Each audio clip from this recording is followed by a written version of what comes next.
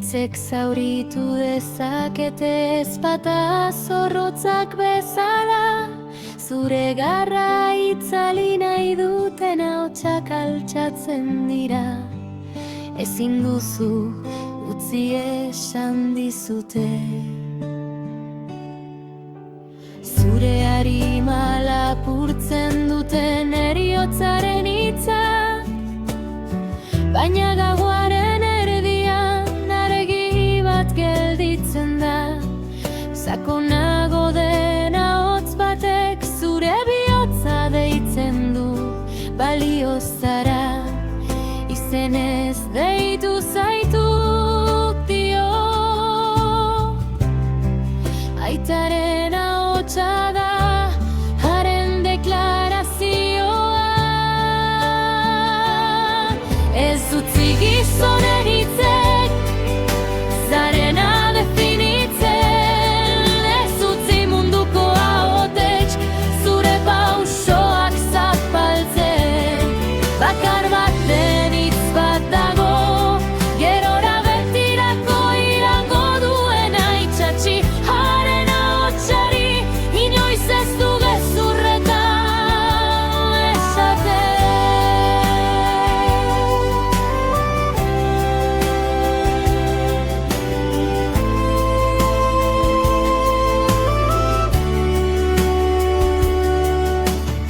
Amets asko lurperatuak hitz krudelen azpian, patrimonio asko hautsi hilgarrien ondorioz. Hitz bakar bat aski da erraldoi bat erortzeko, baina jainkoaren hitz bakar batek gaur bat zutik jar dezake. Uretan hitz egin zuen ekaitzak isildu ziren, zure bizitzan hitz egin du. Heriotza garaitua izan da beraz, zalantzak heltzen direnean eta ahalegin nahiko bazenu. Gogoratuaren ahotsaz utzi zaitez harengana harrapatzen. Ez utzi gizonen hitzek zarena definitzen. Ez utzi munduko ahots zure pausoak zapaltzen. Bakar baten hitz bat dago, gerora betirako iraungo duena itsatsi. Haren ahotsari inoiz ez du gezurretan esaten. Haren hitzak dio eta zu gara hile zara. Haren hitzak dio ni naiz zure jauna.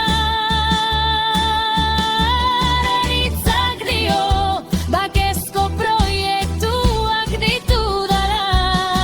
Haren hitzak dio betirako maite zaitut.